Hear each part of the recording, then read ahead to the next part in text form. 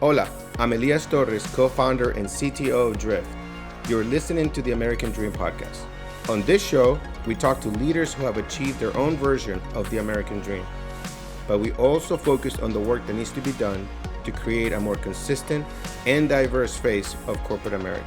That's why I'm setting aside time to talk to leaders of nonprofit organizations, the people leading the charge to build a brighter future for the next generation. Bienvenidos todos. Today I have Vanessa Calderón Rosado on the show. Vanessa is the CEO at Inquilianos Boricuas en Acción, a Boston-based nonprofit community development corporation, right, whose mission is to empower individuals through high-quality affordable housing, education, and an arts program. Vanessa has been part of the IBA for 18 years, and during that time, she's also served as an advisor to the Boston Police Department, the Boston Public Health Commission, was the first Latina to serve on the State Board of Elementary and Secondary Education in Massachusetts, served on Boston's Housing Task Force, and founded the first dual language innovation high school in Massachusetts. Needless to say, you are accomplished, you're a supporter of the community, supporter of the Latino community. And so we're going to, it's a pleasure of mine to be here talking with you on the show, where my goal is to show role models that inspire me and that could inspire many others for what they could become and what they could pursue in their lives, right? To have a purpose, to have a goal, and how to accomplish great things as a Latino, as an underrepresented person, minority in this country. So thank you for being on the show today. Hello, Vanessa. Hola, Elias. I am so excited to be here with you today and also very thankful and grateful for the invitation to join your podcast, which I had looked at a few of the shows already that you have done already, and they are really inspiring and interesting to the different takes and the different perspectives. So I'm just thrilled to be here and share my perspective with you and your audience. Yeah, I mean, it's such an important thing. I feel like Latinos, we do not have the breadth and the depth of the network that the people that were born here, people that are white, that grew up in large networks. Latinos, we're immigrants. We come. We don't know anybody. We do not know how the system works. We're very community driven, but do not understand how to apply the network. And ever since I met you, I've been able to learn from your network and the work that you've done over your legacy over so many years of work. And I think that I want to encourage other people to get to know you and hear more about what you're doing in Boston, right? So let me see. We can talk a little bit about IBA a little bit, but I really want to dig into your story as a person and what you've accomplished, because I think that so many people look up to you, and I want to learn more about that and tell others about why they look up to you and what you do on a daily basis here in Boston.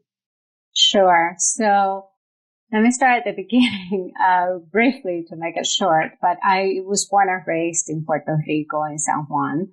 I come from a very traditional middle-class family, Puerto Rican family, with, a small nuclear family, but a large extended families of grandparents, uncles, aunts, cousins, neighbors, and relatives that I called tía o tío, but that were not really related by blood. It's that extended network of people that you have around you, to your point of having a network of people that will look after you, that will support you, that will knock on doors, that will connect you, etc. So I was born with that privilege of being in a family that was tight-knit, that was middle class, that provided me with the opportunities of a good education and with support to really reach for my full potential. However, very early on, because my family, even though I was born in a middle-class family, that was not the beginning of my family. Both of my parents were first ones in their families to go to college. My father with an associate degree in business and my mom with a degree in nursing. And they came from very humble beginnings. So from a very early stage in my life, I was exposed to issues of poverty, inequality, race and racism, urban versus, suburban or non-urban issues. So from that very beginning, that helped me broaden my perspective about the issues, including when one of my uncles had to serve in the Vietnam War, and I saw the impact of that in my family. And at that point, I was too little to understand, but I always felt, why war? Why are we fighting? Who are we fighting for? Who is representing us, especially us as Puerto Ricans, who are citizens by birth, but if we live in the island, we don't have the right to vote for the president or have full representation in Congress and government. So all those issues from early on spiked my interest in issues around justice, also justice and equality, and also my family had a very strong value, and a number of family values, right? But one of the values that I cherished the most that was, transferred to me by my parents, especially my mom, was the value of giving back and paying it forward. And that to me has always been an important thing to do, giving back from all the blessings that I have received and also paying forward those same blessings to the next person. So all those things have been kind of my North Star and as part of the work that I do. So I came to Massachusetts from Puerto Rico in 1992 to pursue a graduate degree, a PhD in public policy, because also I realized that many of these issues of inequality are based on policies that someone made without the persons impacted at the table. And those policies many times have adverse impact on low-income communities, on Latinos, particularly in this country, on the Black community in this country as well. So the disenfranchised communities most likely are adversely impacted by those policies. So I came in 1992 to do my PhD in public policy. At the time, I was in a kind of an academic track doing policy research and teaching class here or there as an adjunct professor. And the opportunity to join IBA came about. I had known IBA from the beginning when I moved here to Massachusetts, because hence the name Inquilianos Boricuas and Acción. So as a Boricua coming to Boston, not knowing anyone and with a very rusty English, people said, oh, you should know about IBA. And so I learned about IBA. I came to some events. Eventually, I did some small consulting projects for IBA. And the opportunity appeared, right, of joining the organization, first as director of operations, and that turned into becoming the CEO. And at the time, I felt, well, what do I want to do when I grow up? Type of crisis, right? Do I want to continue with my academic career track, or do I want to go back to community work, which I had done in Puerto Rico? But I really felt in love with the mission of the organization and the work that IBA had done since 1968 when it was founded up to that time.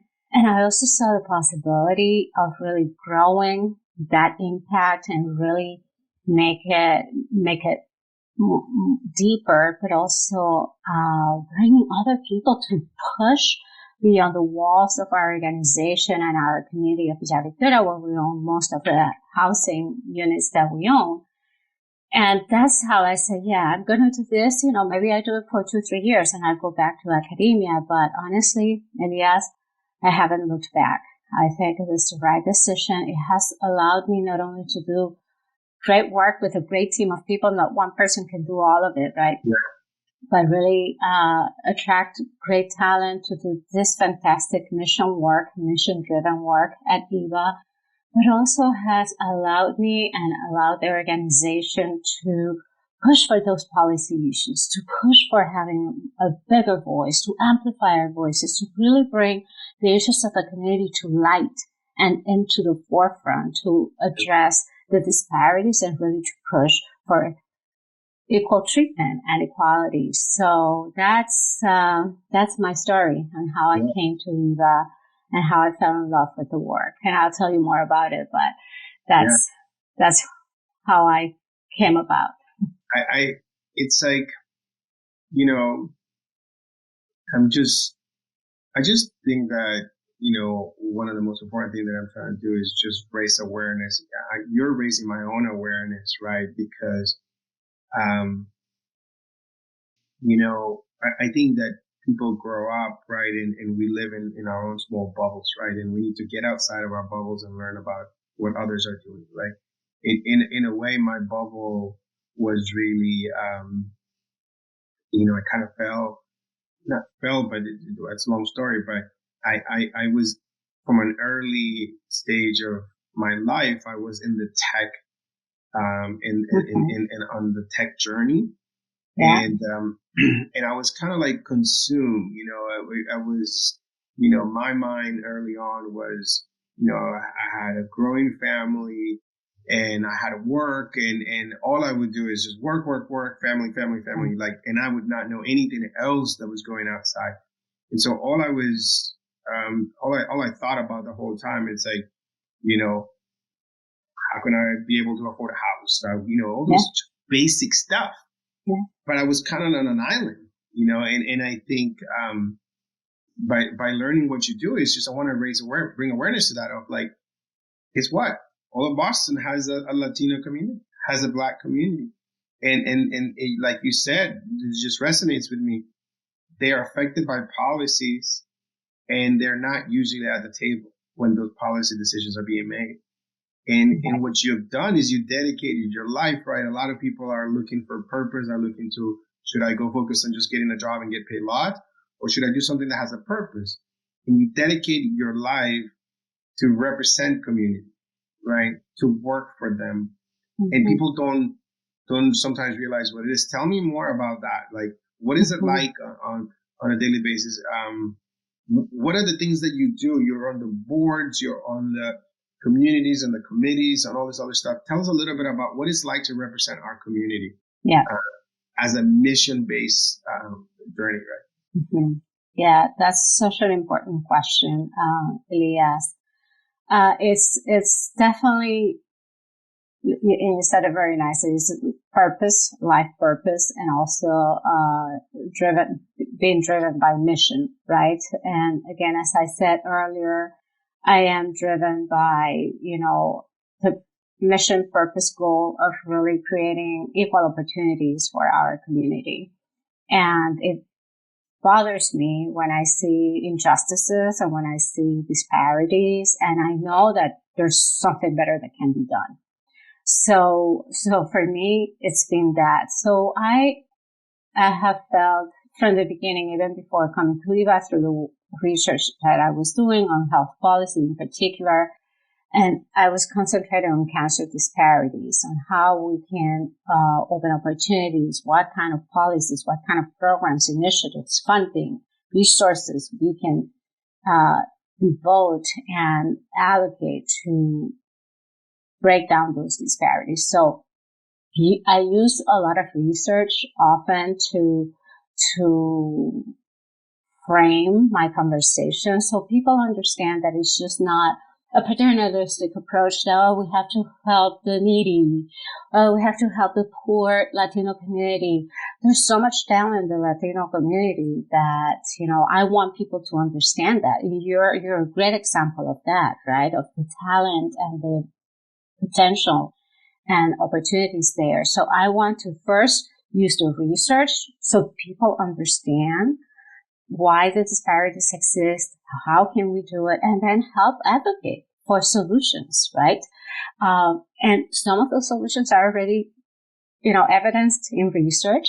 Some of those solutions are coming from the community themselves for our own lived experiences and the lived experiences of the community I represent. So when I sit at these tables, I always, you know, listen to the issues and then I say, okay, now let's look at this different perspective, because sometimes what happens is that people, even with the best intentions, They just see the word. And that's why we always talk about in the workplace, for example, how important diversity is in the technology, in the innovation fields. Diversity is so important because you want people to look at the problem from different angles so you can come with the right solution to the problem. And oftentimes we don't do that with policy. Oftentimes we don't do that with public education. Oftentimes we don't do that with affordable housing or, health, care. And so that is what my job, I feel it is, right? When I sit in these boards and in these commissions and in these tables is to bring that perspective and use that also as a wedge to open the doors for others to come and bring their perspective. Not just me, because sometimes, I think my opinion is important, but it's not the only opinion. And also, oftentimes, I want people to hear it exactly and directly from the voices and of the community, right? So the community also has an opportunity to walk in with me into those doors that I'm able to wedge open so they can provide that perspective. And I think that's what I do, really bringing that perspective and the numbers.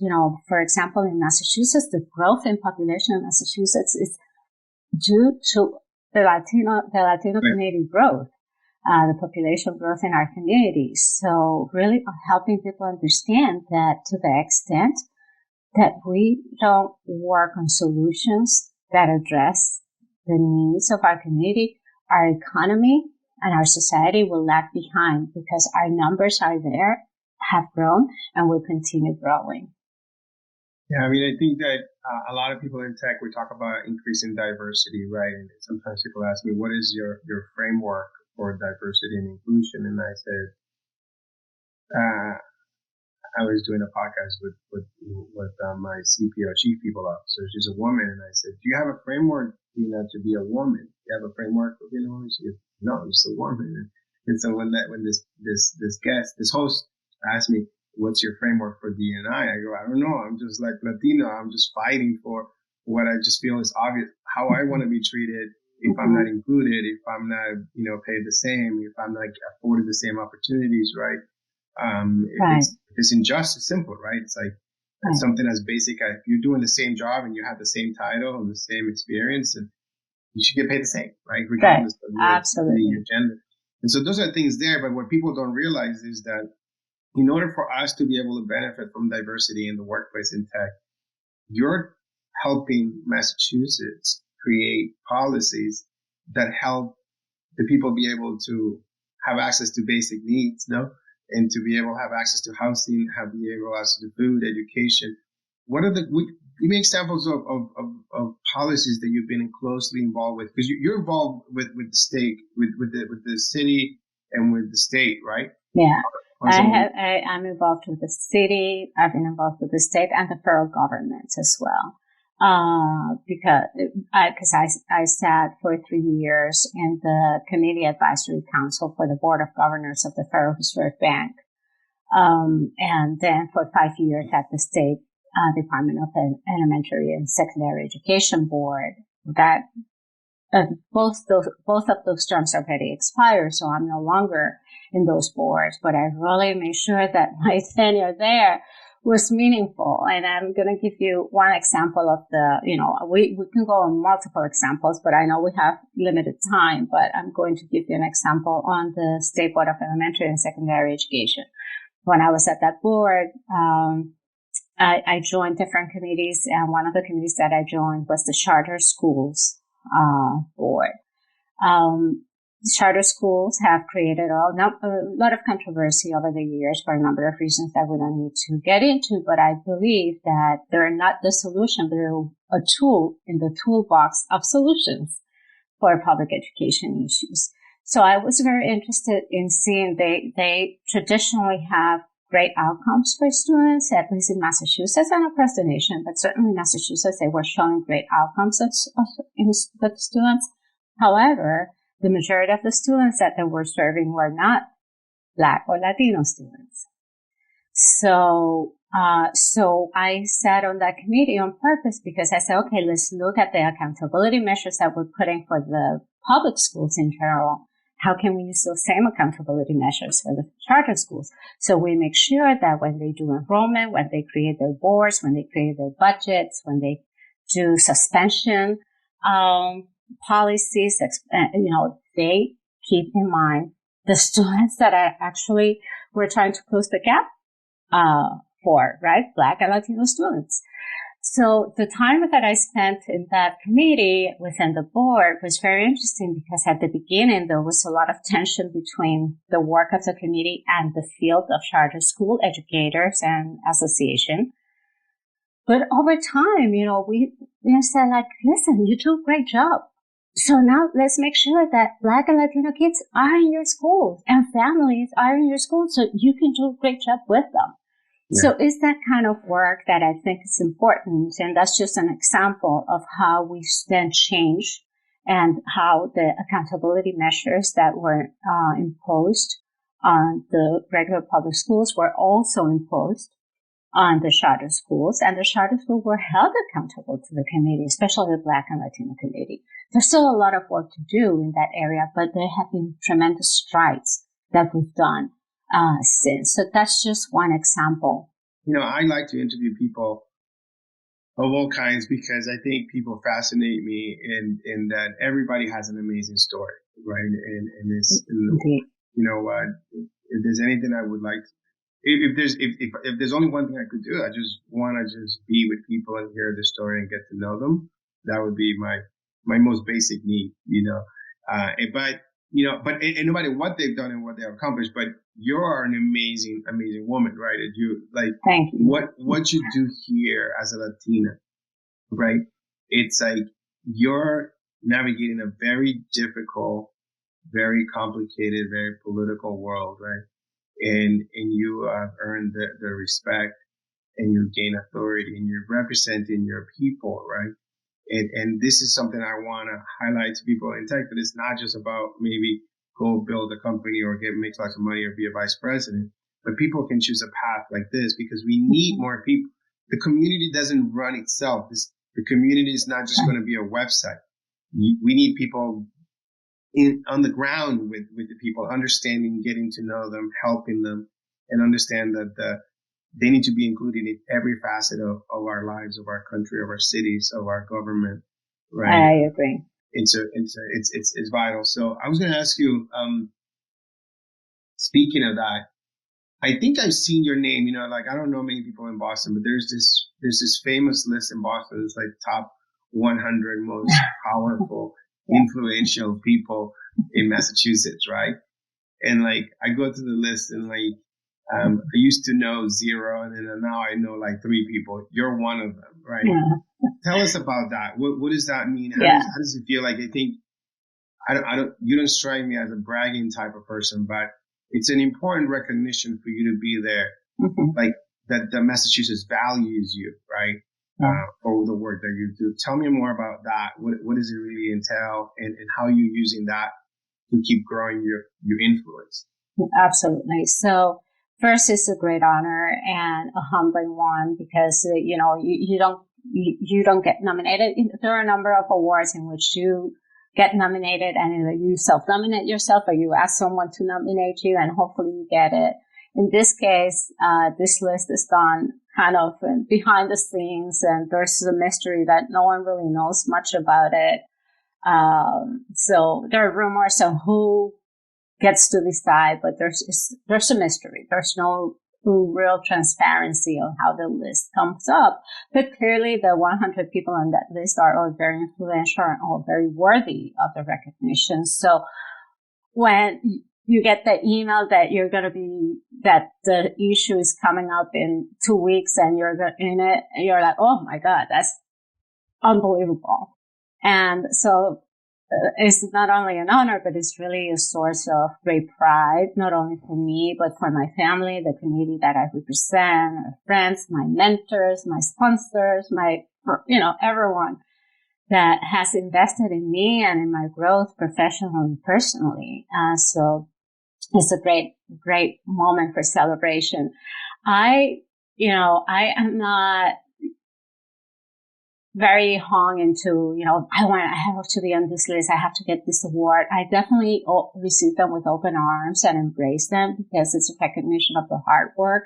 There's also a recognition of, that we're making progress on that hard work. With Latina, but I use these as an opportunity to really continue to elevate the profile of the issues that I care for. Yeah. So as on this list, I'm in this list. So I've talked to other people on the list, or when I'm recognized for it, I say like, yeah, that's nice. And this is what we need to do. And this is what I do. This is what I advocate for in terms of housing and education. And so I use it more as a bully pulpit for me to continue to, bring attention to the issues and the challenges and opportunities, because I always that's what I do. There's a challenge, there's an issue, but let's talk about the opportunities, because when there's a challenge, there's a great opportunity on the other side waiting. And like I said, with the growth of the Latino community in Massachusetts, with, as you know, Elias, and you're a business person, the fastest growing sector in small businesses across the country and in our state, in Massachusetts, is Latinos. 8 out of 10 new small businesses are Latino owned. So there's so much opportunity for economic growth, for social growth, for economic mobility in our community that I want to frame our challenges in that way. I want to frame our challenges in a way in which this is where we're heading, and this is how you can help, and this is how we can work together to make it better for everyone. And obviously as a Latina, I'm Boricua, that's where my heart is, but I also speak for other communities that have been marginalized, like the Black community, the Black brothers and sisters. And after last year's, racial reckoning with the murder of George Floyd, obviously everyone, myself included, have been thinking more about what else can we do to move that agenda ahead. That's the key question. That's why I love talking to you, because I think that it's like we have the younger generations, right, are so passionate, and there's so much better balance, I think, in a way, compared to me, where I was like, I'm supposed to just work and go home, change some diapers, we cook dinner, we put the kids to bed, and we pass out, and we just keep doing this over and over, right? And, every day. Pay the mortgage and this kind of stuff. I don't know. That was the immigrant, thing that I learned, right? But you have another one, both as an immigrant and for the new generations, where they're like, they want to have a higher purpose, and they want to, they suffer and they feel the pain of injustice and social inequity, and they want to advocate for it. But I feel like they don't quite understand how to take action, right? And I think what you created for yourself is a magnificent, it's a magnificent sacrifice that you've made, but at the same time, you now have, what you do is you're like, I'm going to go help with that problem. I'm going to go help with that problem. This is what you do. And I think this is a dream that most people do not know is possible, right? And the life is rewarding doing what you do, right? And so tell what advice would you give to someone in their 20s that's saying like, I don't know if I want to be at this job, or like, in this hamster wheel, rat race, whatever they want to call it, right? You're like, I want to do something more meaningful. What would you advise to them, right? Yeah, there are a number of things. First, what you just described, your experience of, wash, rinse, fold, repeat cycle. It's the cycle of many immigrant families, right? You come to this country with a dream and you work for it, and it's hard to really get involved in other things, right? That take you away from those day-to-day demands and that dream. So that's not unheard of. My advice would be, first, to anyone who listens, definitely raise your voice, and point out, first educate yourself. What are the issues? What are the opportunities, right? Frame the issues from an asset-based, perspective. So educate yourself about what are the issues and see how you can, what's your passion? Is your passion education, or is it the arts, or is it housing, or is it economic mobility, or a combination of all of the above? And then find opportunities to raise your voice with your employer. Hey, what are we doing around housing? How's our organization, our company supporting housing issues, if at all?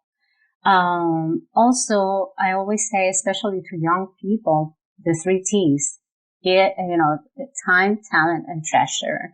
Give your time, volunteer for organizations like IBA and many others that are based in the community that are working on a daily basis on those challenges and opportunities. So your time is important, your talent. If you're a techie, if you're a HR person, if you're a marketing person, all those skills that you can apply to that field, to that organization, to policy in your own town, in your own municipality. And lastly, your treasure. We need to give. Latinos actually have a tendency to give, but it's primarily to churches, to religious organizations. So I'm not saying you can't do that if you do that. Also find a way to give to nonprofit organizations that are doing, the work on a day-to-day basis in the communities. So time, talent, and treasure. Right. Find what get involved in your town, in your company, in your town, in your city. Join the broadband access board, or join raise your hand and say, I want to be part of it. I want to participate. Right. I want to support. I want to help.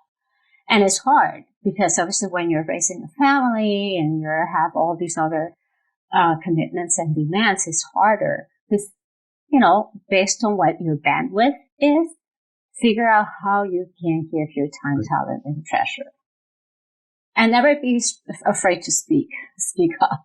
Because if you're going to be sitting at the table, then yes, that's your chance. Go for it. Don't sit silent.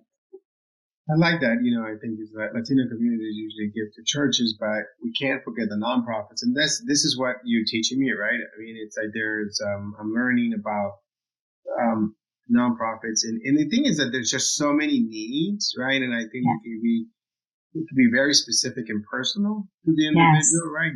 They can focus on housing. They can focus on access to the internet. They can focus on helping small businesses. They can focus on food, education, benefits, access to, government contract. There's just so many options that I've been learning by getting slowly more involved in the community. As I'm getting older, my kids are getting older, and I'm, creating some of that bandwidth and the opportunity. Then I have ways to give back, right? And so I've learned so much, and people need to listen to this, right? It's like to say, like, maybe just join one thing. Yeah, exactly. We don't need to boil the ocean, right? Yeah. We just need to pick something that is meaningful for us and see how we can, make a difference there, and make an impact. One thing that I want to point out that is very, characteristic, if you will, of Latino-led organizations is that even when you pick an organization that is youth serving, let's say you're passionate about youth issues, so you want to pick an organization that serves Latino youth. One thing that is very characteristic of our organizations, and that's also we found that in a study by the Greater Boston Latino Network, which IBA is a member of, was that when the researchers studied our organizations, they found that we are multi-serving. IBA is multi-serving by nature. We do a number of services, not just one single thing.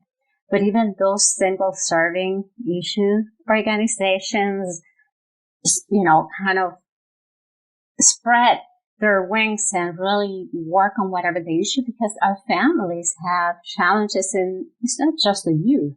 There are other challenges in that family unit. So what you find is that many of our organizations are stepping into helping even something that is not directly related to their mission.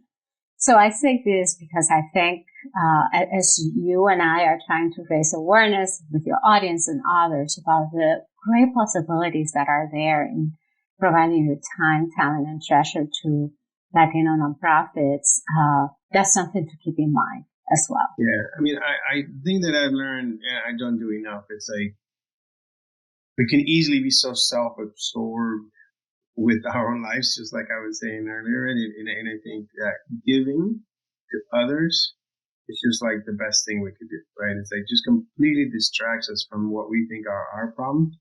And if we spend our time, our talent, our treasure with others, it's just so rewarding and it just makes you realize, like, you know, in what areas you're blessed and you're provided for, you have access or you made progress, and helping others, just that feeling is just can't be beat. I just want people to realize how important, how influential, and how successful you are in the community as an activist, as a fighter for social justice. Like, more people should know what you do and say, like, I want to be like Vanessa, right? It's like, I want to be like Vanessa. And now you teaching me, right, what it's like to fight and get involved in these issues. And you're an amazing role model, right? You're an amazing version of the American dream, right? That you came to this country, you were able to join a community that welcomed you. There was people like you, and then you were able to grow that community, and you were able to fight for that community and be respected in this state, in this country, and rewarded and recognized for your success and your journey, so your mission. So, thank you so much for being here. Thank you for joining me. Keep doing what you're doing. Please help. Be involved with IBA. Donate. Volunteer time. If you don't have that specific connection to IBA, Vanessa can connect you. She's everywhere in Boston. Wherever the word Latino and others are there, like the Boston Foundation, right? Different many, the Latino Equity Fund. I mean, you're just everywhere. She's there fighting every day for somebody, for something, and we appreciate so much what you do. Thank you so much, Elias. Un placer, un honor. Muchísimas gracias. It's just a pleasure. It's my life's calling, and I love sharing it with others. If people want to learn more about IBA, they can go to our website, ibaboston.org. My information is there, including my email and phone number. If they want to connect, they can do that through the website as well. Happy to do that.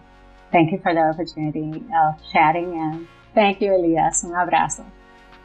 Thanks for listening to the American Dream Podcast. Make sure to hit subscribe so you never miss when a new episode drops. If you like this episode, please leave a 6-star review wherever you listen to your podcast. And if you're interested in learning more about my American Dream mission, subscribe to my newsletter linked in the show notes.